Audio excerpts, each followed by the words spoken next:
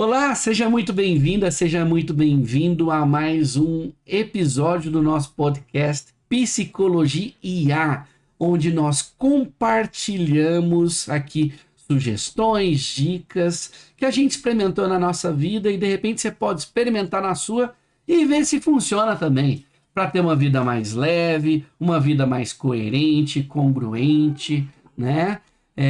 E hoje eu tô aqui para conversar a respeito de como que a gente pode transformar dados, um montão de dado, no que a gente chama de People Analytics, que é gerar uma visão a partir de dados do que está acontecendo nas empresas, que comportamento as pessoas estão tendo e validar se isso cientificamente é válido ou não, né? E eu tô aqui com meu querido amigo Elton Moraes, que é um doutor no assunto, psicólogo de formação, mas ao invés de eu apresentá-lo, eu vou convidar o Elton para se apresentar. E como a gente fala lá em Minas, né? Elton, fica à vontade, pega um cafezinho, vamos prosear. Você é filho de quem? Mexe com o quê? Mora onde? Conta um pouquinho para nós aí, por favor, Elton. Coisa boa, Daniel, né? Prazer enorme poder estar aqui falando com outro mineiro, né? Se a gente está aí dentro da casa, a gente também usa o mineirês para poder adentrar a casa das pessoas. Eu acho que isso tem sido uma marca muito importante da cultura de tratar e de ajudar as pessoas a serem eficientes dentro do modelo organizacional. E quem sou eu, né? Essa é uma pergunta filosófica, inclusive. É muito engraçado porque a gente precisa de identidade. Identidade é um estudo da psicologia que mostra socialmente como é que as nossas relações impactam as outras pessoas e através disso como é que a gente consegue sucesso. Sucesso pode ser oncotô, oncovô, né? Então é muito importante que quando eu estou falando em sucesso, eu estou falando em minha origem, qual é a minha família, da onde eu venho, né? Nasci na cidade de Berlândia, não é Uberlândia, é Berlândia, né? Uma cidade muito boa, muito querida, uma cidade que está sempre em evolução, e aonde eu pude fazer a minha formação em psicologia na Universidade Federal de Uberlândia, onde eu conheci grandes professores que me adentraram ao mundo da psicologia organizacional. Cito aqui, eu adoro e tenho convívio e são pessoas que eu levo comigo, que é o professor Sinésio Gomide, a Áurea Oliveira e a Maria do Carmo, né, Fernando de Martins, que são pessoas aí maravilhosas dentro desse contexto de discutir a psicologia. Meus pais vieram aí de uma situação de trabalhar muito no varejo, de que eu nasci num balcão de uma farmácia, onde minha mãe ali cuidando do trabalho, dos afazeres, né, cuidava também de ensinar o atendimento ao cliente, as noções de se colocar no lugar do outro, a questão de ouvir as pessoas e saber atender nas suas dificuldades. E eles hoje ainda, né, continuam a trabalhar. Então, minha mãe em casa, meu pai na fazenda, e eles estão constituindo todo esse processo. Com isso, na parte acadêmica, eu fiz meu mestrado na Federal de Uberlândia, depois o doutorado na Universidade Metodista, onde eu tive a oportunidade de fazer um sanduíche na Universidade de Cambridge. E é importante dizer que o grande centro no mundo hoje, né, na Europa, de People Analytics é o Psychomed Center, né? Que o Psychomed Center fica na Universidade de Cambridge, onde eu tive a oportunidade de ter contato com o David Smith, com o John Rust, que são professores renomados dentro desta área. E através desta titulação e disso tudo, eu fui trabalhar, né? Precisa trabalhar também. E aí eu acabei passando ali pelo Grupo Algar, passei pela a Caterpillar, depois eu fui para o Hay Group, que é onde eu adentrei na cidade de São Paulo em 2008, e estou até hoje desenvolvendo atividades na Hay, que foi comprada pela Korn Ferry, depois eu fui para a Mercer, e da Mercer eu acabei constituindo a minha própria consultoria e hoje desenvolvo trabalho com grandes empresas. E isso, para mim, é um ponto de impacto muito grande. E aí as escolas de negócio, que acabou entrando na minha vida, a FGV, por um convite em conhecer de remuneração, toda a parte de remuneração executiva, posicionamento de incentivos de curto e longo prazo, e depois fui para o IBMEC enquanto professor, depois Fundação Dom Cabral, ESPM, e estou aqui para a gente poder conversar e trazer esse histórico para o dia a dia das pessoas, das empresas e ajudar dentro desse contexto. Então esse é um tiquinho do Elton, como se diz assim, né? Que bom demais da conta, só. Legal. Obrigado por se apresentar. E você comentou aí, né, da Metodista. Nós, curiosamente, nós nos conhecemos recentemente, relativamente dizendo, né? E a gente foi descobrir que nós fomos contemporâneos na Metodista. Enquanto eu fazia o mestrado, você estava no doutorado. E detalhe, com a mesma orientadora que a professora Maria do Carmo, né? Olha que trem de doido, né? Com certeza, acho que esse foi um ponto de conexão entre nós fantástico, porque agradecer também a professora Edna Bedani, né, porque quando ela falou: "Olha, Daniel, você fala uns negócios aí também que eu acho que eu já vi um outro professor falar também", né. Então essa ideia da psicometria, ela acaba nos conectando, porque é a arte. Digo a arte, porque não é todo mundo que consegue olhar para um comportamento humano e traduzir ele em variáveis, né, traduzir o comportamento humano em escalas que possam ajudar as pessoas a tomarem decisões. Há uma dificuldade muito grande de lidar com a subjetividade. Alguns aprofundam tanto na subjetividade que você fala: "Tá, e o que é um talento?". A gente pode ter vários conceitos, então é muito importante a gente entender isso, para poder entender o que que a gente está trabalhando enquanto conceito, enquanto ajudar o indivíduo a ser eficiente naquilo que ele é medido. Então, comportamento é possível ser medido, sim. Eu digo muito que o diferencial deixou de ser só aplicar um teste, né? O diferencial passou a ser transformar comportamentos em modelos que consigam explicar algo para as pessoas. Então, isso acaba sendo um ponto muito importante para unir esses dois mundos, que é psicologia e a estatística, de uma forma mais eficiente. É bem legal isso que você trouxe, Elton, porque uma coisa que eu até costumo dizer e falar para mentorados, alunos, é que o, qualquer coisa que a gente vai fazer, a primeira coisa que a gente precisa iniciar é definindo o que é o que a gente está falando. E, e Perfeito. essa definição na psicologia a gente chama de base teórica, né? Que são os construtos, inclusive, as dimensões que a gente mede, né? E isso acaba sendo transformado auto-observações ou observações de terceiros em números, né? Em uma visão de observo muito pouco, observo muito determinado comportamento, né? E aí, estatisticamente dizendo, a gente consegue traduzir esses comportamentos observáveis definidos a partir de teorias em escalas, né? Que a gente chama de escala Likert, por exemplo, de 1 a 5, de 1 a 7, né?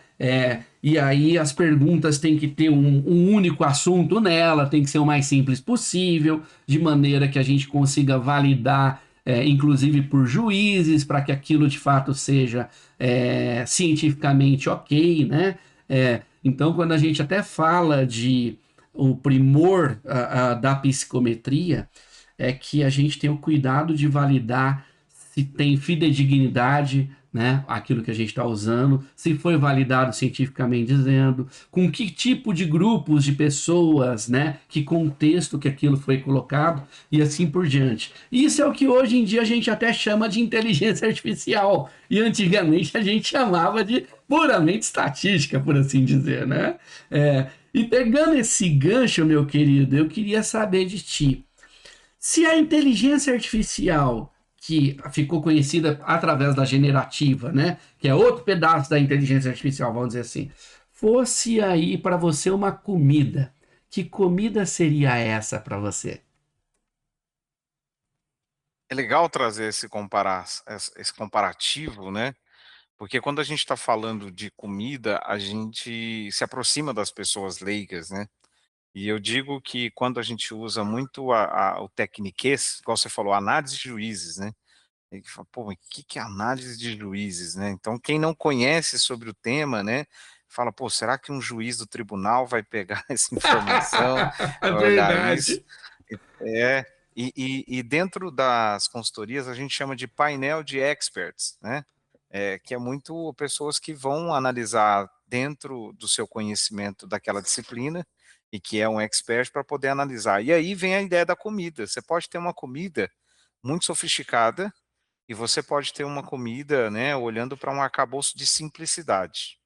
Então, eu acredito muito dentro desse contexto que o People Analytics, ele pode ir de um mexidão, que é muitas vezes, né, ou feijão tropeiro, que você mistura algumas questões de ovo, arroz, né, às vezes alguém coloca milho, ervilha, frango, restos de alguma linguiça calabresa e N coisas para virar algo saboroso.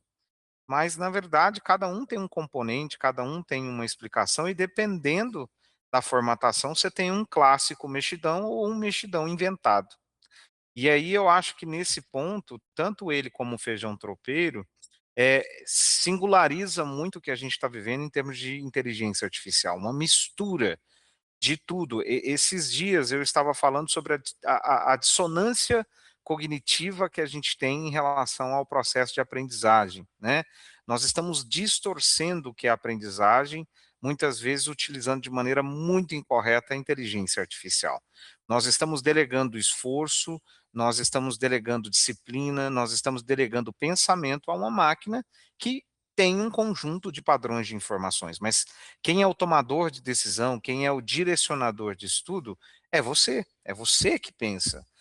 O cérebro até hoje, mesmo emulando várias situações, não tem nada que se aproxima. Então, sinceramente, quando eu olho a relação de uma comida com a relação da IA, eu vejo as pessoas tentando inventar mexidões todos os dias, enquanto que você vai na base e pergunta para as pessoas, mas por que você está conjugando essa variável? O que essa variável mede? Por exemplo, um clássico que a gente está falando aqui dessa miscelânea é o turnover. Todo mundo acha que prever o turnover é só olhar o salário. As pessoas saem porque paga-se pouco. Não, o turnover começa normalmente a dar indícios com pequenas mudanças comportamentais anteriores.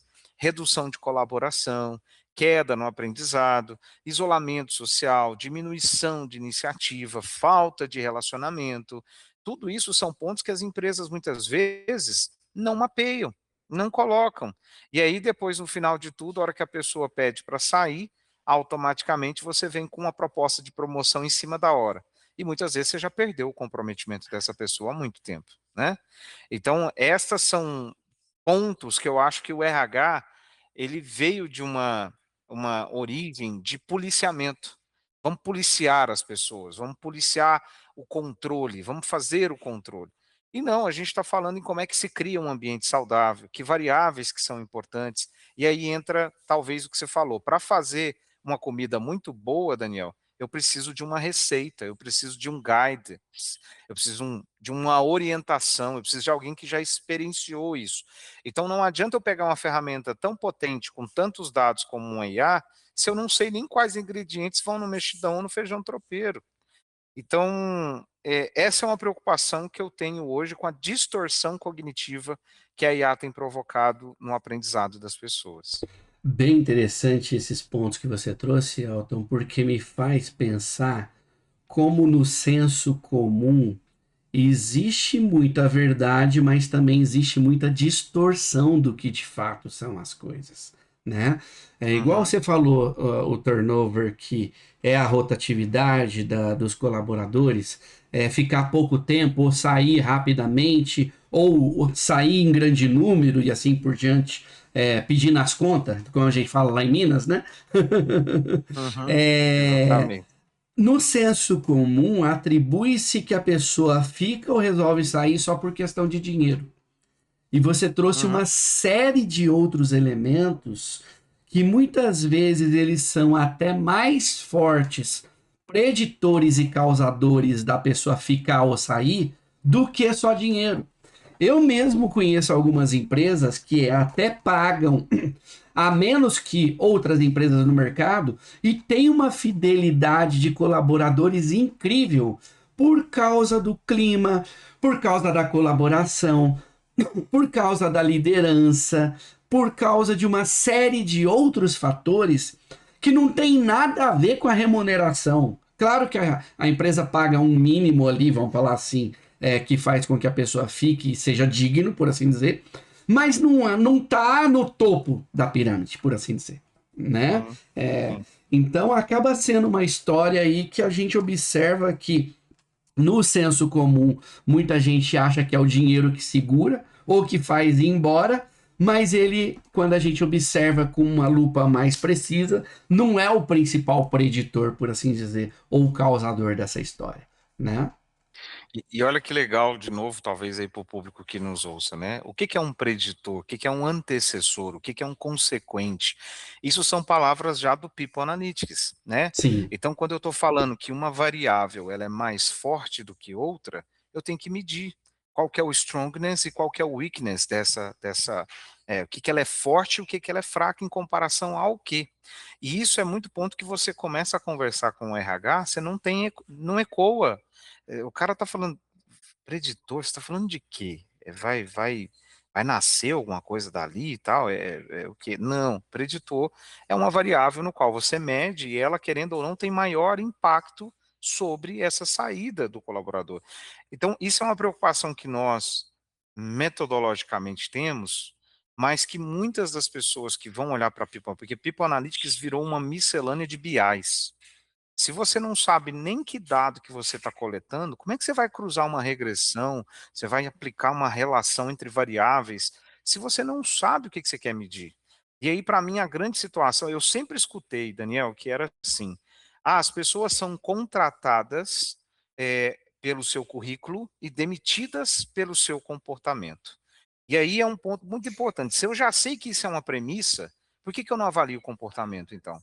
Porque muitas empresas dizem que se isso é uma premissa para que elas possam estar ali com alta performance e desempenho, eu acabei de descartar a minha premissa, porque eu trago ela com o currículo, continuo falando com que ela tem que acumular experiência, mas não meço então aprendizado, comprometimento, engajamento, toda a parte voltada a essas relações dentro do trabalho. Então, a minha preocupação ela é grande porque a formação de RH durante muito tempo foi: precisamos cuidar das pessoas. Gente, quem cuida de nós somos nós. Eu sou muito taxativo em relação a isso. Quem cuida de cada pessoa é cada pessoa. Se eu tenho pasta de dente, eu tenho uma escova, na minha infância, meu pai e minha mãe me educou, porque até um certo período da aprendizagem, ok. Mas se a partir dos meus 14, 15 anos eu quiser não escovar os dentes, a consequência é minha. Eu estou gerando isso para mim. Então, é muito importante a gente entender que a empresa também, como um ser de poder, um ser de grandiosidade, ela precisa fornecer elementos para ela tomar decisão. E aí, esses elementos, para mim, são importantes porque saúde mental, toda a parte de liderança, toda a parte voltada a carreiras, toda a parte voltada à eficácia, tem a ver com variáveis de comportamento que eu acabei criando uma premissa e não medindo. Se eu não meço, eu não gerencio. Se eu não gerencio, eu não entrego resultado. Então, isso é um ponto muito importante, porque tem gente que fica no trabalho até altas horas e acha que isso é ser produtivo, né? Então, eu vejo muitas pessoas, às vezes, num desgaste, à beira de um burnout, à beira de um. Fala, cara, peraí, se a empresa não tem instrumentos para medir isso, realmente ele vai falar que o ambiente é nocivo, porque ele não tem autodisciplina, ele não tem autoconsciência. E ele se debruça naquela atividade achando que trabalhar em excesso, as pessoas vão visualizar o que é produtividade. Eu te digo muitas vezes, às vezes eu tiro uma tarde para sair com meu filho, para uma tarde para brincar, e eu sou muito mais produtivo no outro dia, porque isso mexeu com os meus hormônios, isso mexeu com a minha felicidade. Então, assim, hoje nós temos uma CLT que trava as pessoas dentro de um ambiente de trabalho, enquanto horário, né, de cumprir. Mas nada impede a empresa de criar elementos convidativos, mapeando e definindo variáveis que levam as pessoas a serem efetivas. Agora a maioria pega pimbolim, tobogã, puff e joga lá no trabalho e acha que aquilo ali vai ter o poder da criptonita de não de tirar a força, mas de dar força para o cara não se adoecer. Por favor, a gente precisa ter um pouco mais de consciência sobre isso, né? E é isso que eu tenho lutado dentro desses afazeres e dessas formas de divulgação do People Analytics. Nossa, muito bacana isso que você trouxe. E pouca gente sabe que a jornada de 8 horas de trabalho veio do ciclo de máquina. né? É, OIT, né? da era industrial, né? Uhum, E a gente já está na era da inteligência artificial, que cá entre nós, quando a gente olha para a IA generativa, ela nos torna muito mais eficientes, desde que também a gente não delargue para ela o nosso pensar. Né? A gente precisa exatamente. se manter pensando para que a gente não emburreça, né? Porque tudo aquilo que cai em desuso perde-se, literalmente dizendo. Né? O cérebro vai Uhum, desligando aquilo para economizar energia, vamos falar assim, né? E você trouxe uma questão de eficiência, né?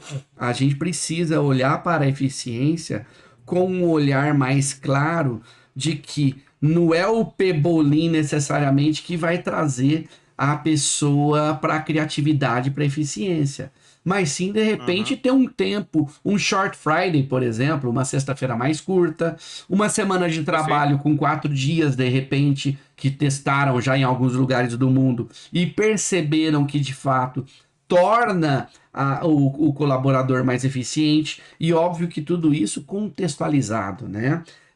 De maneira que a gente consiga observar, analisar e ir para um lado, digamos assim, que se adeque a cada situação, a cada contexto. E, inclusive, nessa linha, o meu pensamento vai muito ao encontro de que, com a IA generativa, muita coisa que é técnica vai se tornar cada vez mais fácil de executar. Não sei a sua Uhum. perspectiva a respeito disso. Mas eu quero conectar isso com uma história sua, de 8 anos de idade, que a sua mãe te ensinou a dar o troco, certo? Né? Eu queria que você contasse um pouquinho para quem nos escuta aqui, que história é essa e o que que isso tem a ver com o que você ensina hoje no mundo do trabalho, para os executivos, para os RHs e assim por diante. Porque para mim o fundamento por trás disso vai ao encontro do que eu acredito que nós humanos vamos precisar focar com a IA, assumindo o papel técnico de diversas coisas. A gente vai ter que focar no desenvolvimento humano de novo, né? O que que você tem para Ah, com certeza, compartilhar para as com pessoas? certeza. É, por que que eu acredito tanto na aprendizagem, na transmissão de valores, né? Schwartz, que é um grande autor da psicologia, que trabalhou valores, e aqui no Brasil, Tamayo, que trouxe a ideia, né, de valores organizacionais. A Aura, inclusive, foi orientada por ele e trouxe muita questão da confiança do trabalhador no ambiente de trabalho, na confiança do trabalho que faz e na própria autoconfiança, né? Por que que eu estou falando a respeito disso? Porque minha mãe me delegou, na minha infância, autoconfiança. Ela, ao perceber que eu tinha 8 anos de idade, tinha uma inquietude, algo que eu não sabia, talvez, naquele tempo, racionalizar com a minha mente, não conseguia processar, mas um desejo gigante de querer vender coisas. Eu queria ter uma identidade para poder vender, para eu poder ser autossustentável, né? Tanto é que essas características de empreendedorismo, de conseguir se comunicar com o executivo, vieram sendo forjadas não pela IA. Na época não tinha nem IA. Na verdade existia, né, enquanto teoria e discussões, mas não enquanto aplicações tão fáceis que a gente tem hoje. Mas havia um desejo que meus pais, mesmo com pouca educação, escolaridade, nem educação, com pouca escolaridade que eles o tinham, minha mãe decidiu me ajudar no meu tipo de arriscar. Eu sempre digo que dentro da cultura organizacional a gente tem duas culturas. Uma cultura que deseja arriscar, e isso geram empresas inovadoras e que vão atrás de inovação. Então você pega hoje uma XP, um iFood, cara, uma XP cresceu gigantemente, fazendo o quê? Arriscando. Você pega um iFood, 70% de market share, arriscando, né? Agora você pega lá entidades como fundações, Bradesco, são fundações vitoriosas, mas lentas, né? Tomadas de decisões mais de comando e controle. Então, o ambiente à nossa volta nos forma. E aí, com 8 anos de idade, eu virei para minha mãe e falei: "Mãe, eu vou vender umas rosquinha, né". Aí ela falou: "Mas para que isso, filho?" Eu falei: "Eu quero ter meu próprio dinheiro". Ela falou: "Tá, mas é muito importante que para você vender, você saiba dar o troco". E por que que isso me marcou muito? Porque, apesar de eu, na época, sentir vergonha também, como toda criança, eu entendi que eu estava mexendo com alguma coisa que não era minha, era de outra pessoa. E isso criou em mim um senso de autorresponsabilidade muito grande em relação a cuidar do que é meu e cuidar do que era o outro. Eu tinha muito ciúme das coisas que eu adquiria, né. O meu primeiro tênis que eu consegui com muita dificuldade, na época era quichute, né. Os quichutes que se compravam, toda a situação da primeira camisa que eu tive, que eu consegui comprar com o que eu tenho, até a casa hoje que minha mãe mora, que eu comprei sendo DJ, né, eu fui DJ, consegui comprar e falar assim, são coisas que eu admiro, e que isso começou lá. Uma das coisas que me marcou muito essa época dessa história foi que na primeira, vamos dizer assim, na primeira lançada de rosquinhas, né, rosquinhas bonitas e etcétera, deu uma chuva muito forte, eu vendia batendo de porta em porta. Igual um pintinho molhado, né, eu fiquei debaixo de uma marquise e quando a chuva estiou, eu acabei saindo e fui pular com essas rosquinhas dentro de uma forma, e acabei escorregando e caindo com as rosquinhas todas no chão. Naquele momento, eu poderia ter entrado em desespero, mas eu fui procurar solução. Saí para casa correndo e falei assim: "Vou lavar essas rosquinhas que serve, né". E aí minha mãe viu eu lavando aquelas rosquinhas tudo sujo, né, e falou assim: "Não filho, aqui não dá mais". E aí o que que você espera muitas vezes no erro, e já voltando para o nosso People Analytics, é que a gente pare de tentar, é que a gente fala: "Não nasci para isso, não é isso". E pelo contrário, o contexto que eu vivi foi de uma mãe, de um pai que virou para mim e falou: "Ai, tenta de novo, você vai começar com prejuízo, mas você vai conseguir pagar". E assim eu comecei, eu continuei vendendo as rosquinhas, depois eu passei a vender picolé, depois eu passei a vigiar carro no dia de finados, que a minha casa era muito próximo de um cemitério. Eu falei: "Por que não?". E isso, com certeza, com o estímulo do contexto que eu estava, que nasci num bairro mais, interiorano, mais pobre ali de Uberlândia, me fez acreditar que o estudo era a ascensão para alguma coisa.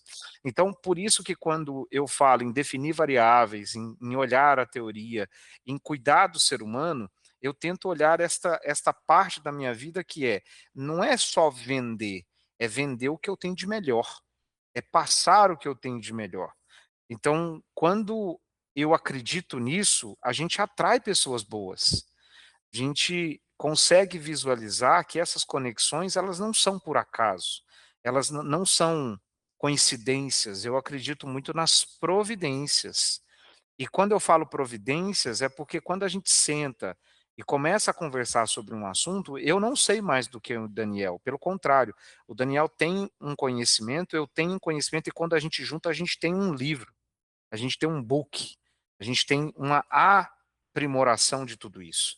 Então, eu acredito muito nisso. Então, foi nesse incentivo da rosquinha, fica estranho falar assim, mas foi vendendo rosquinha que eu aprendi a calcular, a entregar coisas com qualidade para aqueles que desejam fazê-lo. Então, com certeza, isso foi algo bem marcante na minha vida. Muito bacana, muito bacana. No final das contas, quem nos cria, né? Pai, mãe, ou seja, quem for, gera em nós quem somos. É a nossa história que faz a gente se tornar quem nós somos, né? Seja pelo lado agradável ou desagradável, em julgamento bom ou ruim, dentre outras coisas. Mas tudo que a gente se torna e tudo que a gente é em função das experiências vividas. E pensando em Uhum. experiência vivida, de onde que surgiu esse trem de você ir para psicometria, rapaz?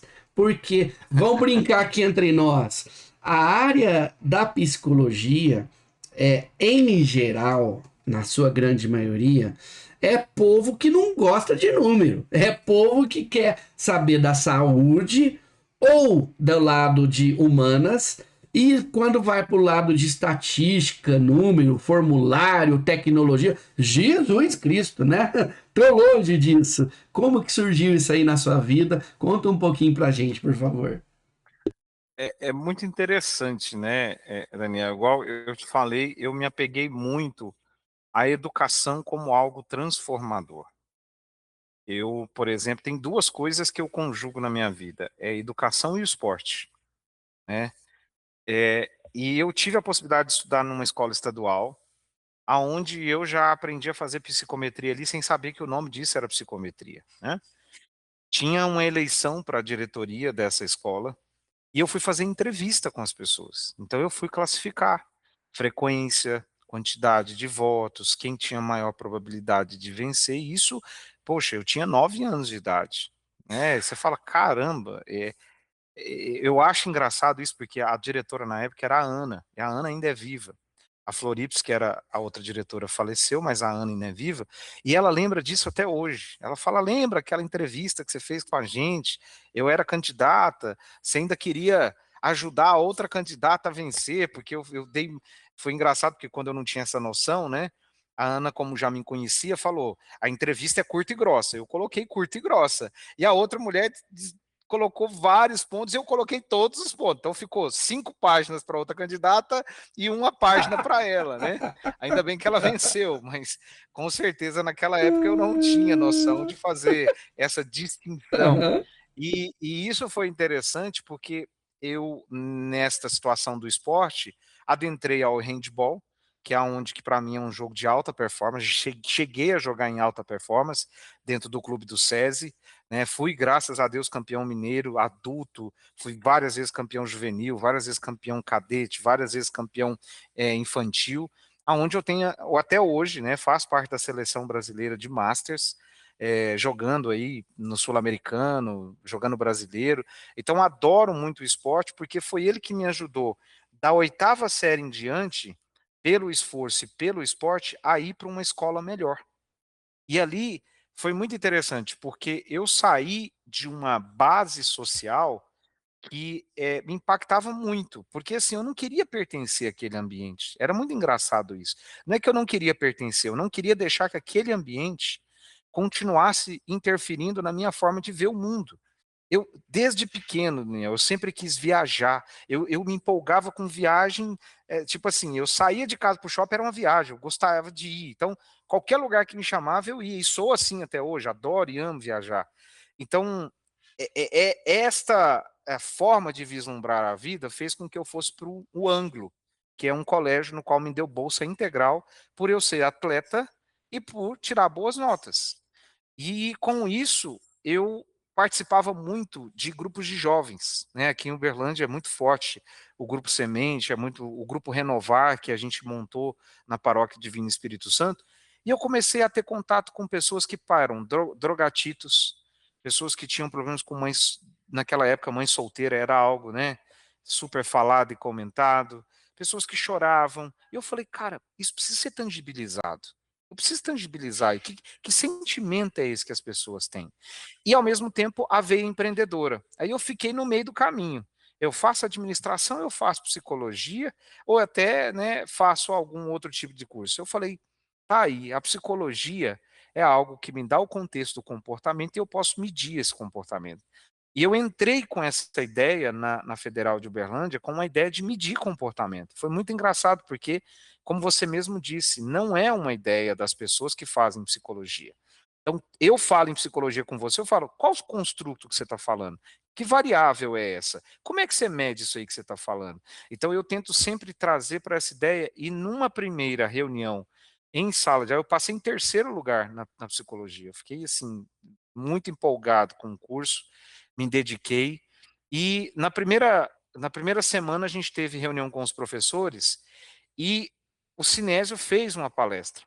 E aí ele falou: "Olha, o quão que é importante medir acidentes no trabalho, olha as questões ligadas a turnover", nunca tinha ouvido essa palavra na minha vida, turnover, né. O que que é turnover e tal, então, coisas que me chamaram a atenção, falou: "Achei o meu eixo". E no primeiro, período de psicologia, eu já engatei com o cinese e falei: "Eu quero fazer pesquisa com você". Então eu comecei a fazer pesquisa na FAPEMIG, que é o órgão incentivador aqui em Minas Gerais. Ele me colocou em vários congressos, Norte e Nordeste, congresso, da psicologia organizacional e do trabalho, né, tudo isso foi me dando um arcabouço gigante para ir trabalhar nas empresas. Tanto é que no 6º período, que nem podia fazer estágio, eu já estava dentro de uma empresa. né? A Luz Marina foi lá, me deu a oportunidade de trabalhar com ela na Nacional Expresso, e falou: Eltim, você não quer vir cá fazer uns treinamentos para nós? Não, eu faço. Uai, que é isso? Me dá aí. Rapaz, aí chegou o momento que eu não sabia se eu estudava ou se eu ia para a empresa, porque o trem ficou tão bom que eu queria ficar na empresa, né? Então, esta ideia de psicometria veio de um contexto que eu acabei de dizer, que é o que impacta a gente. Quando eu descobri o nicho Sinésio, Maria do Carmo, Áurea, na época tinha também outras professoras desse eixo, e que estudaram na UNB, que tem ali a relação com Tamayo, tem toda a relação com Pasquale, toda a relação com Vanderlei Couto, que são pessoas que estão no campo, a Mirlene, no campo da psicologia organizacional. Eu falei: pronto, achei meu nicho. E aí, aquilo meio que foi um casamento, não foi nem um namoro, né? Casou e ficou na minha cabeça. Quando eu fui para a Rei, que trabalhava as melhores empresas para se trabalhar, e trouxe a ideia de fazer regressão linear, que na época ninguém fazia isso, cara, mudou o jogo, Daniel. Por quê? Porque essa força de variáveis, ninguém fazia. Falou assim: essa aqui é a variável que tem maior favorabilidade. Aí eu virava e falava assim: maior quer dizer o quê? Né? Tem impacto aonde? Como é que a gente mede isso? E quando eu peguei a base e comecei a fazer esses experimentos e essas hipóteses, nossa, nós crescemos a área de, sei lá, 1 milhão de faturamento, a gente chegou a 10, 15 milhões de faturamento em pouco tempo. Então, com certeza, foi algo que mudou a minha maneira de ver o ambiente organizacional, de lidar com gestão de pessoas e de implementar isso junto às organizações. Psicometria é a minha forma de viver, não é nem minha forma de estudar. Muito legal tudo isso que você falou, Elton, porque eu costumo dizer, quando eu vou explicar para quem não é de psicologia, o que é psicologia, e eu brinco dizendo que eu não deixei de ser um analista de sistemas. Por quê?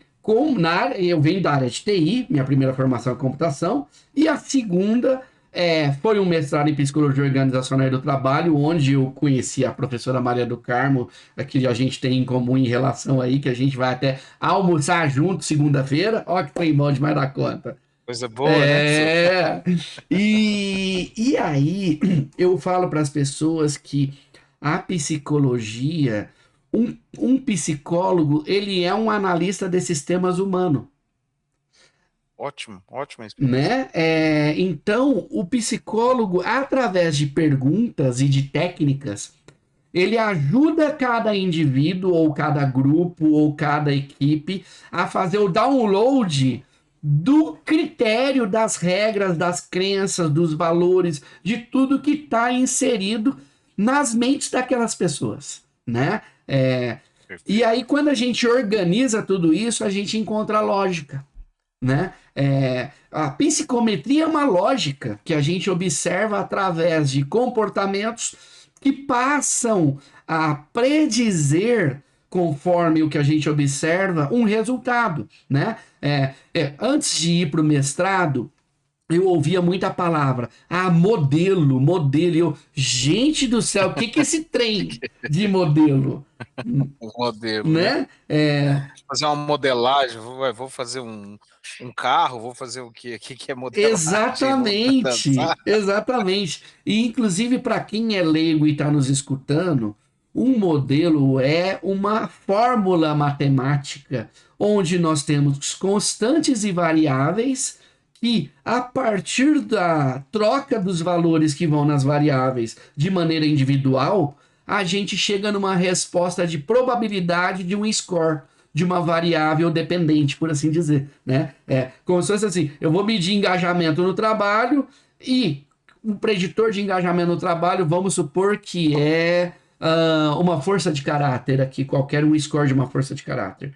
Sim, Esses scores, quanto maior, maior vai ser o engajamento, por exemplo, por assim dizer, né? Só para sim, ilustrar perfeito. isso, né? Ou o Ótimo. SciCap, né? O capital psicológico positivo, alta eficácia, esperança, resiliência e otimismo. Conforme os scores que a pessoa se diz ao auto-observar, ou uma terceira pessoa observando, a gente prediz qual vai ser o score de engajamento, conforme essa visão teórica, por assim dizer, né?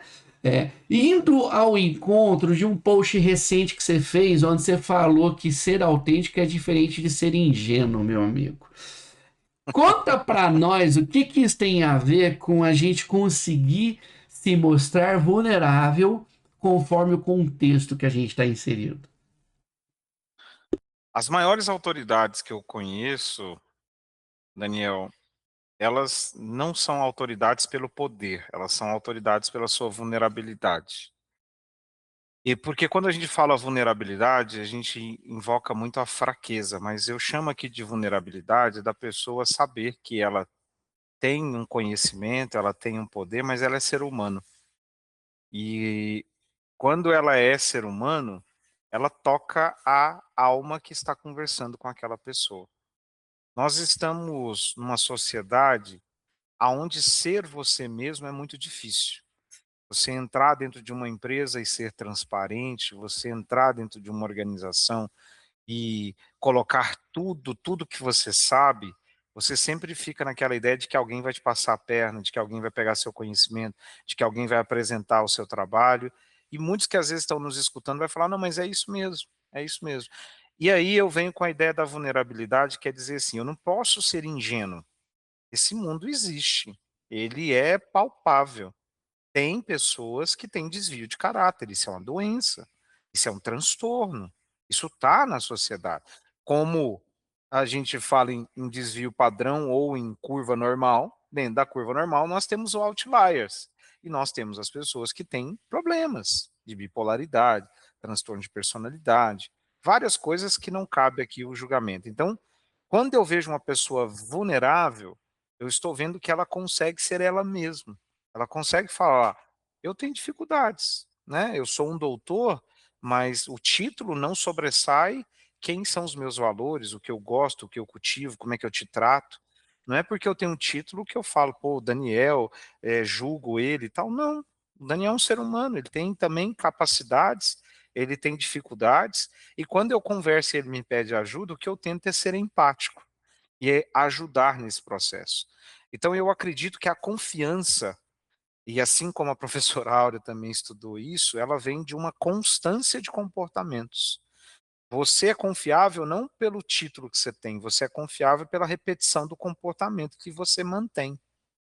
Então, quando você mantém determinados comportamentos de positividade, quando eu necessitei do Elton, ele me apoiou. Quando eu estive mal, ele me apoiou. Quando eu estava com uma situação de saúde, ele me apoiou. Nossa, o Elton é constante na forma como ele ajuda. E isso tem a ver com a autoridade. A autoridade das minhas vulnerabilidades. Eu sou vulnerável, super vulnerável. Se um carro bater em mim, eu morro, né? Independente da velocidade que eu pegar. Então, eu acredito que a vulnerabilidade é reconhecer humano. E através disso eu me sinto muita autoridade para falar sobre diversos assuntos, navegar sobre diversos assuntos, não porque eu acho, porque eu estudei, porque eu gosto de me envolver, e isso me ajuda muito a ampliar essa situação. Então, quando a gente está em sala de aula, a primeira coisa que a gente tem, e eu não gosto nem de falar em títulos, em nada e etc., é falar justamente dos seus exemplos, porque você vai ser testado em tudo. As pessoas é muito interessante, eu chego em toda turma de treinamento, vamos testar o professor, e tudo bem. Se eu bater de frente com um grupo, eu perco na hora. Então eu vou falar: "Ótimo, vamos tentar trazer o que vocês têm aí para essa mesa". E quando eu começo a mostrar o espelho para eles, eles se veem na sua própria vulnerabilidade. Uma pessoa que ataca muito tem um problema gigante de baixa autoestima. Uma pessoa que muitas vezes quer infringir dor no outro, tem um problema gigante de falta de afeto. São coisas que são, para o psicólogo, muito fácil de identificar, mas que é muito importante a gente entender que esse mundo existe. E, quando eu trato da vulnerabilidade, eu trato não da fraqueza, eu trato desse reconhecimento. Por isso a ideia de classificar variáveis, de entender variáveis, para eu verificar se eu estou medindo corretamente isso. Muito legal, muito legal. É a Brené Brown que fala muito de vulnerabilidade, né? É, Perfeito. e ela, inclusive, diz que a conexão humana se dá de maneira mais profunda através da vulnerabilidade, né? Que é exatamente esses Perfeito. pontos que você trouxe, né? E agora indo para uma linha de que o mundo está cada vez mais coletando dados. Tem dado para tudo que é lado. Tem smartwatch que captura pressão sanguínea, número de passos que você deu, o celular o tempo todo, se você está com ele no bolso, ele mede os passos que você deu, o deslocamento que você fez, dentre outras coisas, né?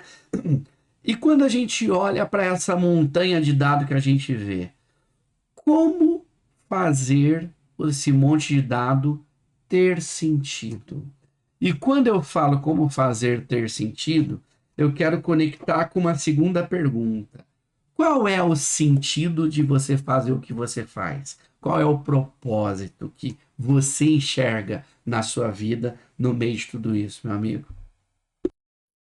Primeiro que eu vejo que durante muito tempo o problema foi dado. Por que que foi dados, né?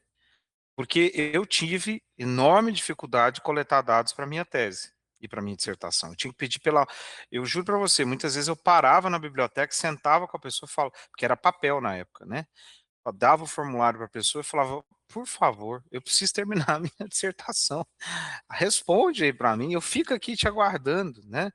Muitos formulários iam, não voltavam. Eu lembro que a gente fazia um monte de cópias, assim, entregava nas empresas, entregava para colegas, sumia, sumia. Era um dinheiro que saía do nosso bolso, na época papel era caro, hoje está ficando mais ainda, mas era caro o dispêndio de cópias, e nós com certeza tínhamos dificuldade de capturar. E aí você traz um ponto muito bem. A captura de dados hoje não é um problema, né? Você consegue capturar, inclusive por imagem, você consegue capturar por som, você consegue capturar de N maneiras a forma pela qual as pessoas se comunicam. Só que para mim o maior problema do People Analytics não é falta de dados. O grande problema do People Analytics é as pessoas não saberem o que elas estão medindo. E isso é uma premissa para mim muito importante. Você pega uma BI, um dashboard bonita, aquela coisa piscando, bolinha rodando para todo lado, o Excel brilhando, o Power BI brilhando. Aí você fala: "Mas o que que significa isso aí?" A pessoa: "Não, hein, estou te trazendo o percentual aqui." Eu falei: "Mas para quê? O que que isso significa?", né? A gente verificou aqui que os nossos maiores vendedores são aqueles que têm maior favorabilidade em salário. Ah, então quer dizer que se a gente pagar mais, todo mundo entrega resultado? Não, porque não tem relação entre essas variáveis. Você está simplesmente fazendo aí uma inferência, a inferência humana e não inferência matemática. Você não mediu essas variáveis, né? Então, é muito interessante que quando eu olho para esse contexto, eu estou dizendo que a gente esqueceu as bases novamente. Qual que é a base da matemática? O que que é uma variável discreta? O que que é uma variável contínua? Como é que eu meço uma variável contínua com uma variável discreta? Como é que eu classifico esses fenômenos? Como é que eu estou entendendo então que não é só salário? Então o que que é? O que que é aprendizagem? Você fala, o que que é aprendizagem? Ah, monta um questionário aí, bota umas perguntas aí pro povo aí. Mas da onde saiu essas perguntas, meu amigo? Não, a gente inventou, a gente pegou na internet, no chat GPT. Falei, mas você não sabe nem o que está sendo medido com essas perguntas. Qual que é a base teórica disso? Então, eu creio que esta situação de capturar dados, metade, eu vou falar até mais, vou ficar aqui agora, não tem esse dado, mas eu digo para você quase que com certeza, 70% desses dados é lixo. Lixo totalmente, que poderia ser descartado, porque não está medindo nada, né?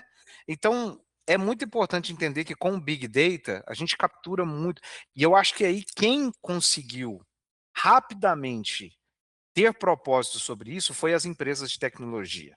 Olha, você pega um Facebook, você pega a Meta de maneira geral, você pega o Google, você pega a Apple, eles entenderam e deu um aparelho de coleta de informações na mão das pessoas e que isso fala de comportamento.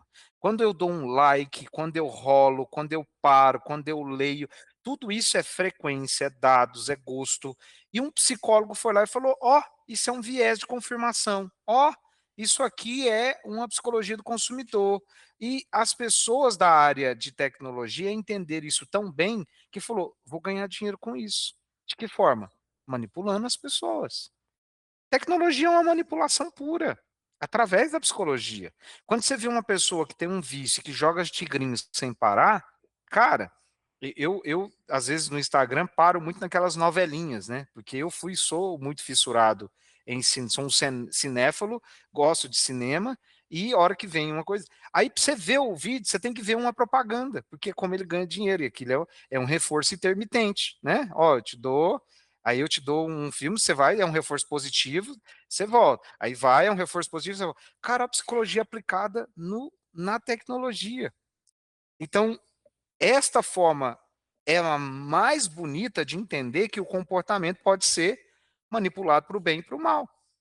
Por que eu não uso isso na empresa, então? Se eu já sei que com a novelinha funciona com o Elton, que estudou, que é doutor, por que não vai funcionar com a pessoa que é humilde, que não tem... Por quê? Porque não é esse o contexto. O contexto é entender de gente, é entender de variáveis. A partir do momento que eu entendo que eu estou fazendo uma seleção só porque eu estou aplicando vários testes, não sei nem o que o teste mede, cara, é mais barato você pegar uma moeda, não sei nem se existe moeda hoje para essa nova geração, mas pegar uma moeda e jogar cara e coroa. Qual desses candidatos aqui? Pô, todos eles têm o mesmo requisito. Joga para cima e fala: opa, deu o Daniel. Então vai o Daniel, fica mais barato, demora menos e vai direto. Então, é este ponto, né, da seleção do employee value proposition, a proposição de valor daquela empresa. Por que cultura é tão importante? Porque são variáveis que fazem com que a gente queira ou não ficar dentro de um lugar. Eu imagino, e eu já vivi isso numa época da minha vida, que é muito ruim você trabalhar porque você precisa pagar a conta. Cara, deve ser muito chato ter que trabalhar só para pagar a conta. Eu adoraria muito estar lá na ESPM, estar lá junto com vocês, discutindo coisas que eu gosto. Eu vou voltar para minha casa, e vou dormir bem melhor. Mas não, eu estou aqui porque eu tenho que cumprir uma hora, que eu tenho que ir embora, porque eu tenho que ganhar dinheiro. Tá, todo mundo tem que ganhar dinheiro. Mas a maior valorização não é só trabalhar aquela hora, é o que você aprende na relação com as pessoas. E aí eu acho que é o propósito do People Analytics. O People Analytics ele nasce com a ideia de fazer com que essas variáveis sejam olhadas nesse ambiente, nesse contexto. Porque se alguém virar e falar assim, o dado é só para deixar as pessoas saudáveis. Não. O dado é para, inclusive, verificar apontamentos que não estão na nossa visualização humana. Saindo da percepção e falar, nossa, essa maneira com que a gente coloca as metas tem provocado muito absenteísmo. Por quê? As pessoas se enchem de ansiedade, a gente não deixa claro o que é comunicado, a gente comunica de última hora, a hora que a gente comunica, a pessoa vai dormir ansiosa e não entrega a meta. Então, peraí, meu processo de comunicação é todo errado, e eu quero falar que a culpa é do líder? Então, olha quanta coisa tem de variável que a gente pode fazer que dá o propósito do People Analytics, que se alguém entender, é uma área de investigação, não é uma área de apurar. Todo mundo acha que é uma área de apuração. Apurar o quê se eu não sei o que eu estou medindo? Né? E aí, eu até brinco, o LinkedIn hoje virou um antro de nomes bonitos de cargos. Todo mundo que mexe com a planilha, com um PROC V, um PROC C, um PROC sei lá das quantas, é People Analytics. Não, não, vamos parar com isso. As pessoas precisam ter um maior aprofundamento, né? E aí é engraçado, né, Daniel? Porque quando a gente faz um teste T, que é teste diferente de médias, ou você faz uma correlação, que não é causalidade, mas correlação entre variáveis, a pessoa já está abrindo a mente dela para falar variáveis se comunicam. Se eu não estou vendo nem como é que elas se comunicam, eu não estou medindo nada. Eu não sei o que eu estou medindo. Então, esse despertar é algo que eu tenho tentado levar de uma maneira mais leiga e de uma maneira próxima, para que quem trabalhe com RH entenda que lidar com gente é lidar com comportamentos que têm que ser mapeados. Se eu não mapeio, eu não estou gerenciando. Nossa, Elton, você falou um monte de coisa aí que faz cair por água abaixo diversas coisas rasas e sem embasamento, né? Eu até diria, pegando a sua fala, o teste T-Student, por exemplo, correlação, indo para algo mais sofisticado, regressão, e por aí vai, isso faz sair da média. Vamos brincar assim, literalmente dizendo, né? Deixa de ser medíocre, até pegando o próprio nome da palavra, medíocre, que é estar na média, né? E que virou pejorativo, né? Estar na média, por assim dizer, né? Mas existem uma série de técnicas que vão muito além da média. Até porque existe até um livro que se chama Aprenda a Mentir com Estatística, que ele fala que o melhor jeito de você manipular as pessoas é usar a média, né? Perfeito, exatamente. Porque você pode olhar pela média ou o número absoluto e achar que é muito grande o valor. Agora, Perfeito. só quando você começa a comparar, relacionar e correlacionar variáveis que você passa a ter uma visão muito mais ampla e apoiada a partir de teorias para dizer se faz ou não sentido certas coisas, né? E, e isso que você fala é tão importante porque, por exemplo, vamos pegar as escolas de negócio, né? Você também está junto comigo aí, você vivencia isso. Vamos ver a importância do Analytics aqui. Se você usa um IA numa sala lá da ESPM, vamos falar de escolas que a gente está junto. Se você pega pessoas brancas de uma idade de 20 a 20 e poucos anos, dentro daquela sala de aula, que tem ascensão social, num país que tem preconceito e tem discriminação, e você vai lá e faz o aprendizado de máquina do seu algoritmo, o seu algoritmo está enviesado. Por que ele está enviesado? Porque se o dado tem preconceito, ele vai replicar o preconceito. Então, é muito importante um antropólogo, um psicólogo, um filósofo, todas as pessoas falar assim: Elton, na sua sala, quantos negros tem? Nenhum. Quantos índios tem? Nenhum. Quantas pessoas quilombolas tem? Nenhum. Então, você não tem a parte do todo. Você tem uma parte de uma população que chegou até lá. Então, você vai identificar um caso, não é uma generalização. Então, por isso que a psicometria ela continua fundamental, porque a gente não vai lá e só aplica os dados. A gente vai entender dessas nuances que faz com que os dados se comuniquem com essas realidades. E aí definir variáveis, mapear variáveis, entender variáveis é muito importante. O livro que eu estou escrevendo agora, né, que eu espero que possa ir para as prateleiras em breve, ele fala que o líder não é herói. Todo mundo acha que o líder é responsável por tudo, etc. O mais impactante na minha tese foi a resiliência. Se as pessoas não são resilientes, você pode botar o líder que quiser em cima dela. Ela simplesmente vai estar ali para obedecer. Então, será que o critério de resiliência, e que é resiliência é aprendido, será que isso não tem que ser desenvolvido nas pessoas? Será que isso não pode ser desenvolvido dentro do ambiente organizacional? Ter uma pessoa com resiliência, será que gera maior produtividade, mais alta eficácia? Foi o que eu consegui provar. Agora, se uma empresa não está testando isso e só quer colocar a variável de cliente, vamos fazer as melhores empresas para se trabalhar. Meu Deus do céu. Eu estava numa empresa uma vez que tinha 90% de 98% de favorabilidade de clima. Se eu chamar o João Pedro aqui e falar para João Pedro, você está 98%? Eu acho que não. Então, assim, é importante a gente entender que quando os números eles são tão outliers, tão discrepantes, a gente tem técnicas para colocar dentro desse processo e falar assim: olha, vamos colocar sentimentos nisso? Aí eu fui lá e coloquei uma variável sobre sentimentos. As pessoas eram altamente confiantes na empresa, mas tinham raiva do chefe. Aí você falou, cara, olha só, tá aqui um dado, ó. Nós não estamos capturando tudo isso. Além dele ter raiva, ele tem medo do chefe. É óbvio que ele não vai falar tudo sobre o que ele pensa a respeito desse ambiente. Então, é isso que eu continuo vendo, que é, o maior ativo, talvez, de uma empresa deixou de ser só a tecnologia. As pessoas estão hoje inventando investimento em agentes, em etc., mas para mim é a capacidade de aprender com aquilo que é coerente com a minha estratégia. Um que eu tô, um que eu vou, e que pessoas que eu preciso ter para onde que eu estou e para onde que eu vou. Ó, você me fez despertar para um olhar de que a gente está vivendo um período de que se bota muita pressão nas costas do líder. Totalmente. E, e Totalmente. essa pressão, não que não deva existir líderes que desenvolvam seus liderados, mas quando a gente observa até na psicologia, a gente percebe que um dos maiores fatores e uma das maiores técnicas que a gente usa para modificar o sujeito é modificar o ambiente onde ele está inserido.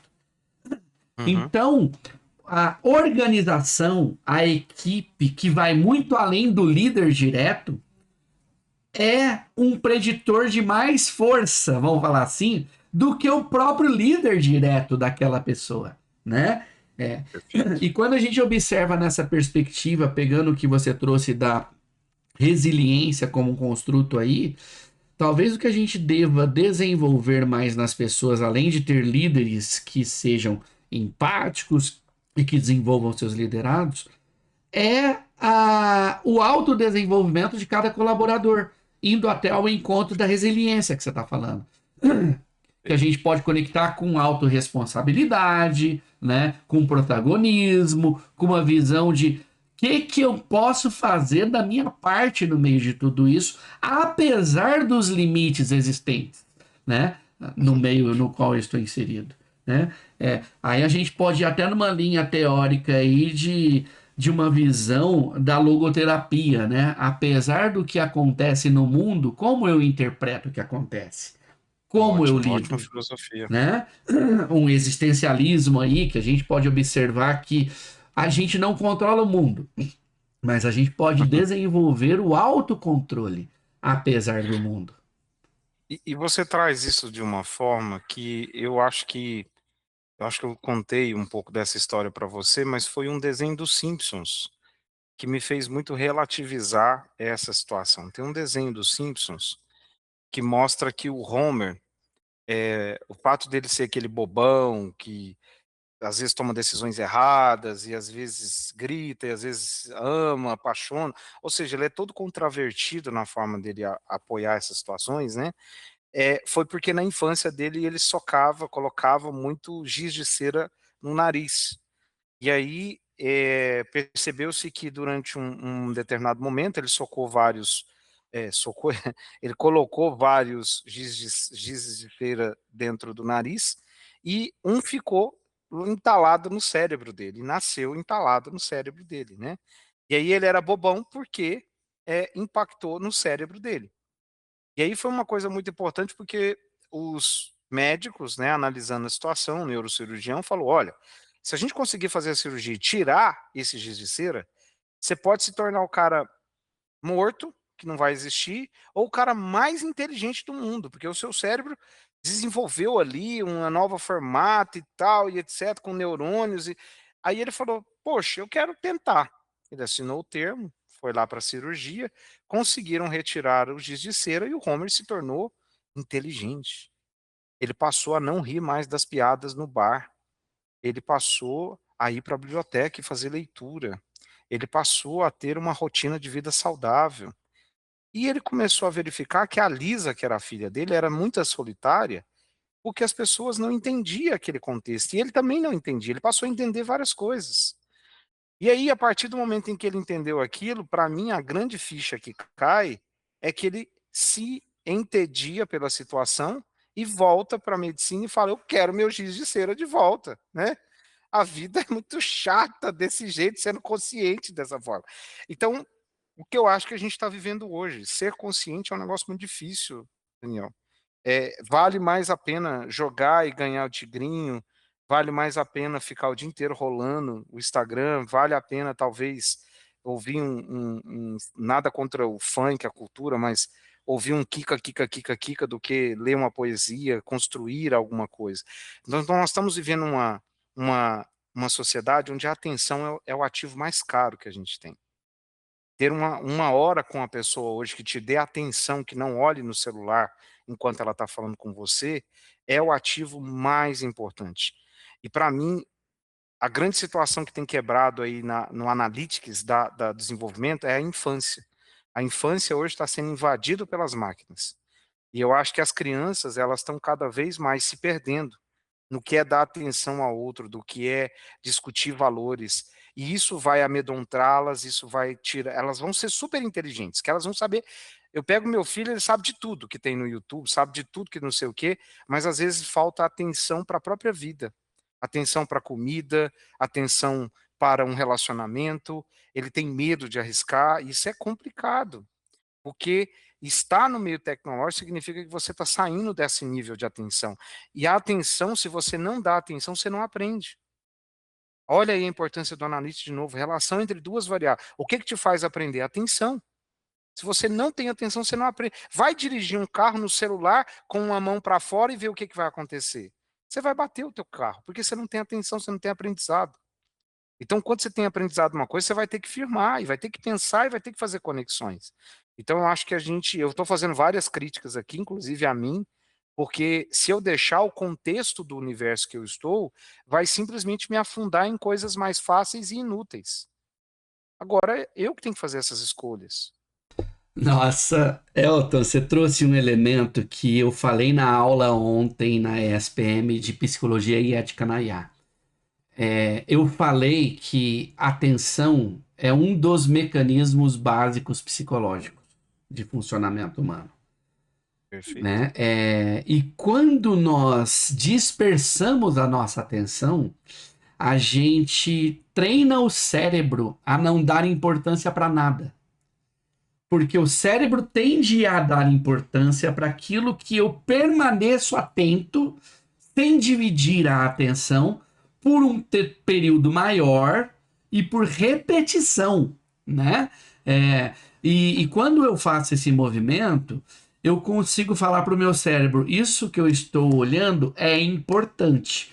Portanto, pegue da memória de curto prazo e leve para a memória de longo prazo, né? Boa.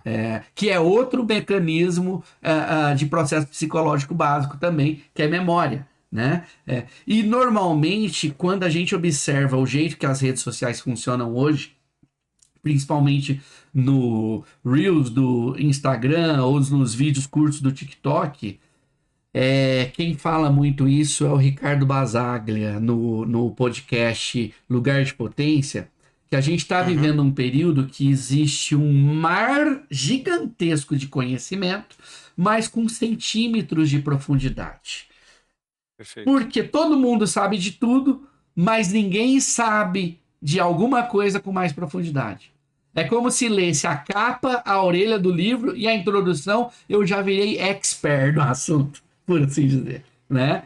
Isso você não jogou na IA e fez um resumo. Exatamente. Isso se não jogou na IA e não fez um resuminho. Agora eu já li o livro, tô sabendo o que é, etc e tal. Né? Então, as pessoas até me perguntaram ontem na aula, mas professor, como que a gente reverte isso? E é possível reverter? Aí eu até disse, a neurociência diz duas coisas legais pra gente.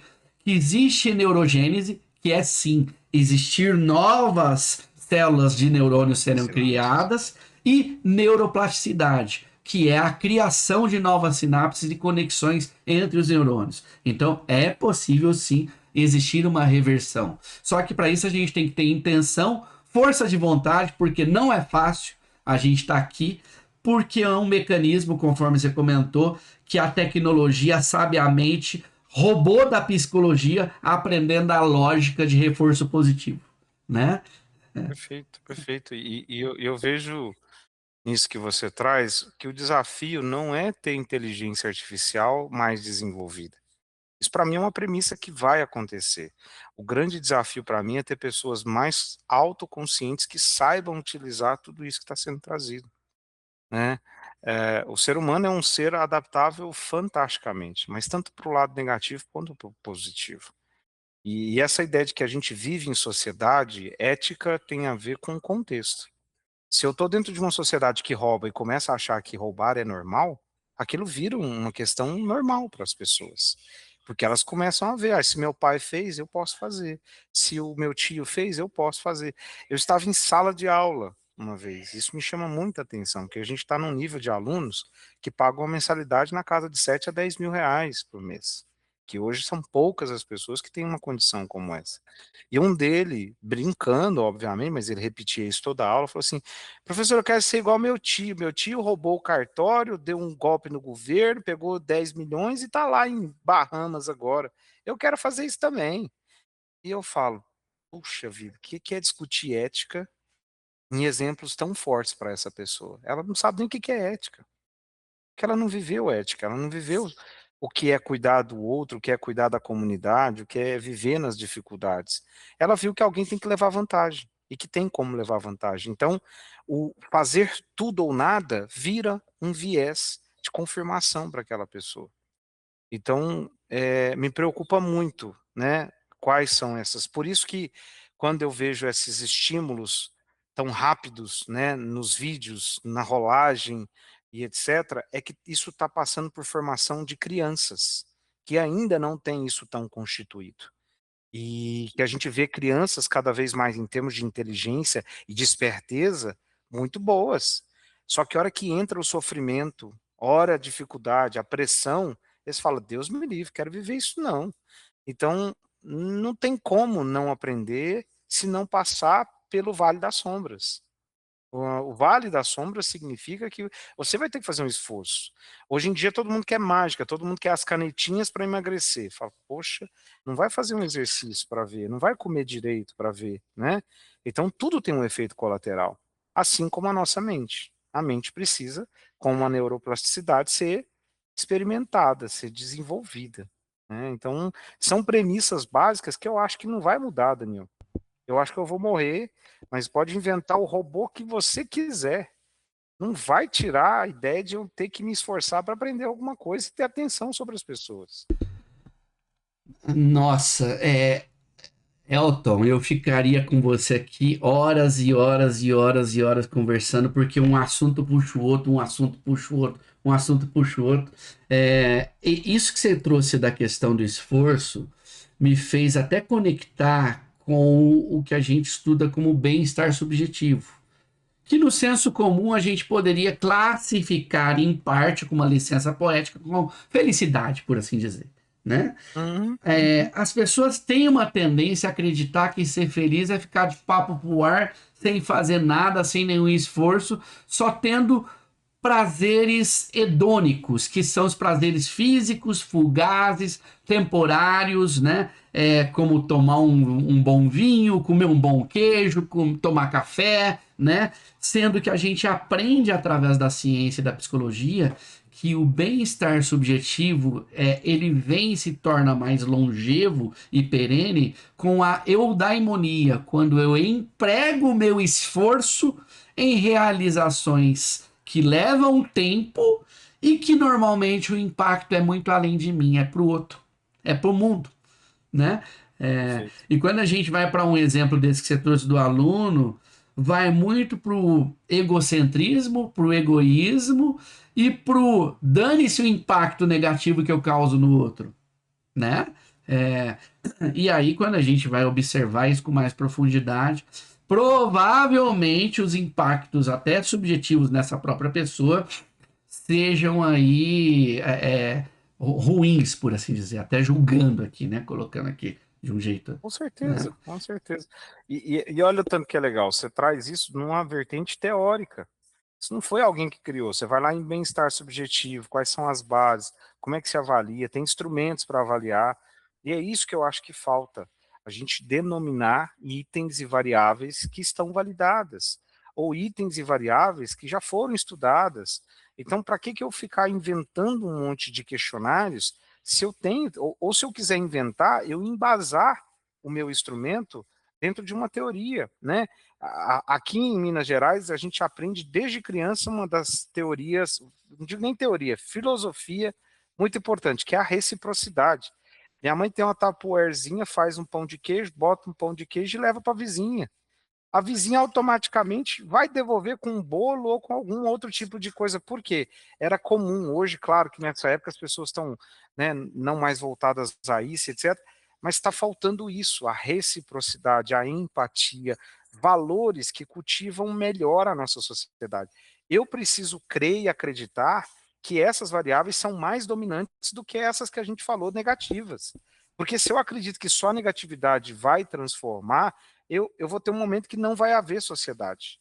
Vai haver cada um querendo roubar e trazer pelo outro aquilo que é mais negativo. Então eu ainda acredito que disponibilizar um tempo para ver crianças órfãos, para visitar as pessoas que são idosas, para olhar, isso faz parte da psicometria, porque eu estou vendo comportamento, comportamento que funciona. Por que tem determinados lugares que levam as pessoas a serem mais eficientes do que outros? Eu tenho que investigar, eu tenho que verificar essa variável. E você vai falar assim: nossa, é salário, nossa, é dinheiro. Não, as pessoas simplesmente elas querem ser ouvidas, elas simplesmente querem fazer parte do processo, elas querem ter bem-estar, elas querem ter alta eficácia. Então, todo esse processo ele pode ser mapeado, ele deve ser mapeado. A gente precisa fazer isso em qualquer instituição. Muito bacana. Meu amigo, não quero te segurar mais aqui não, que eu sei que você tem outras coisas boas para fazer aí, além de comer pão de queijo. Isso é importante, isso é importante. Eu queria só deixar, né, muito importante aqui, né, tá o livro aí, Eu né, ia te que é o Futuro perguntar do Trabalho. exatamente isso. Que livro que você indica para as pessoas lerem, né? Conta um pouquinho dele, por favor. Nós juntamos alguns autores, né, para poder escrever. Metade da arrecadação desse livro está indo para um orfanato, por isso que eu falo sobre isso. Então, a leitura, ela está muito voltada a esse processo justamente de entender como é que executivos, líderes, diretores de RH estão dentro desse processo na organização. E eu trago aqui um capítulo de People Analytics, que foi o que nós discutimos aqui hoje, falando como é que essa divergência entre a robótica, entre toda a questão das inteligências generativas e o lado humano, como é que fica em termos de entender dessas variáveis. Eu acredito nos dois, não vou descartar de maneira alguma a tecnologia, ela é super importante e fundamental, mas entender de variáveis humanas também se torna. Alguns livros, né, tem um People Analytics for Dummies, que eu acho fabuloso, né, ele faz passo a passo, traz explicações de variáveis. Um que é a psicologia matemática, não, psicologia sem matemática, nossa, esqueci o nome, mas eu acho que matemática sem, psicologia sem matemática para psicólogos, alguma coisa assim. Que é que mostra muito a ideia de como é que a gente usa a estatística dentro da psicologia. E outro que eu acho que são livros importantes, são alguns livros do Jim Collins, do Simon Sinek, que estão falando a respeito dessa questão de variáveis que são colocadas dentro do ambiente. E um que não pode, para quem está em psicometria, sair da cabeceira, é medidas do comportamento organizacional e novas medidas do comportamento organizacional, da professora Mirlene, que para mim é uma fabulosa, em termos de escalas, conteúdos, né, para poder falar a respeito disso. Eu espero que a gente possa levar cada vez mais esse conhecimento aí para as pessoas. Os últimos que você citou é a da capa branca e azul e laranjinha, né? Laranjinha. O E- laranjinha é muito Esses são importante, as bíblias, eu diria, brasileiras, né? Do assunto. com certeza. Quem fala em psicometria e não conhece esses dois livros, não conhece psicometria. Concordo em gênero, número e grau. E meu amigo, para a gente ir para os finalmente, literalmente dizendo agora, que mensagem que você deixaria que seja atemporal? Faz de conta que você vai dar um play nisso, em outra dimensão daqui 100 anos. Qual seria essa mensagem que você passaria para quem vai ouvir? Faz de conta que essa mensagem vai ser disponibilizada para o mundo inteiro. Qual seria essa mensagem? E por gentileza, já emenda aí que redes sociais, onde as pessoas te encontram, qual que é o seu arroba, qual que é o seu LinkedIn. E muito obrigado desde já por sua gentileza, estando aí em Minas Gerais, podendo prosear com o povo, tá aqui falando comigo. Gratidão do fundo do coração, meu amigo. Bom demais, né? Olha, se eu pudesse deixar uma grande mensagem, que a gente está vivendo um momento único na história, que nos coloca em pé de igualdade com todas as gerações. Todo mundo tem falado que as novas gerações que nasceram como nativos digitais estão dentro de um determinado momento com maior vantagem no meio digital. Pela primeira vez, a inteligência generativa coloca todo mundo dentro do mesmo balaio. Tanto quem é nativo digital quanto quem é novo está no momento em de falar o que, que eu faço com isso. Eu tenho o maior ferramental na minha mão e o que, que eu estou usando? Eu estou usando para fazer busca, igual eu sempre fazia, ou eu estou usando para fazer trabalhos incríveis e modificar determinadas formas de atuação? O ente sempre vai ser humano. O ente nunca vai ser máquina, né? Você pode discutir, inclusive, com os grandes CEOs, os grandes técnicos, e ele falar: a máquina é fabulosa, magnífica, mas nada me impressiona mais do que um cérebro humano. Então, quando a gente está falando a respeito disso, é, que as pessoas não percam o desejo e a vontade de criar, desejo e a vontade de mudar, o desejo e a vontade de poder vivenciar novas experiências. Isso, para mim, vai ser fundamental para que um futuro seja melhor. Eu posso ter uma máquina que controle o ar, eu posso ter uma máquina que controle o meio ambiente, mas se eu quiser sabotá-la, quem vai fazer é o corpo humano, é a mente humana. Então, para mim, cuide da sua mente, cuide da sua saúde mental. Isso, para mim, é a grande mensagem que tem que passar para quem está vivendo esse mundo e esse universo todo que a gente está vivenciando. Não deixe de viver momentos prazerosos com quem você ama, com a sua família, com quem você preza, converse, dê atenção, que isso vão ser coisas raríssimas, mas que serão muito potentes. Maior do que qualquer robô que vai limpar a sua casa sozinho. Que legal, meu amigo, que legal. Adorei te ouvir. Grato demais novamente. E diga onde as pessoas te acham. Como que elas Ah, podem sim. falar com você? Muito bom, né, eu tô lá no LinkedIn, Elton Moraes, né, eu tô ali e tento fazer publicações, né, falar a respeito de processos que eu acredito. No Instagram eu tenho tentado colocar aí todos os meus cursos, aquilo que eu venho desenvolvendo nessa parte People Analytics, então, @psicólogo Elton Moraes, aonde eu tenho depositado aí algumas chamadas, algumas atenções, e com certeza pelo meu próprio WhatsApp aí que eu faço as minhas coisas, mas vou ficar aí na intimidade ainda com algumas pessoas aí para poder fazer essas trocas. Então, com certeza são pontos aí que podem me chamar, eu sempre respondo, sempre falo, isso para mim é algo fabuloso e fantástico. Muito legal. Elton, gratidão do fundo do coração aí, mais uma vez. Obrigado demais. E querido ouvinte, escutou até aqui? Manda então, se você gostou desse episódio, para um amigo, para sua família, para quem você gosta. E até breve.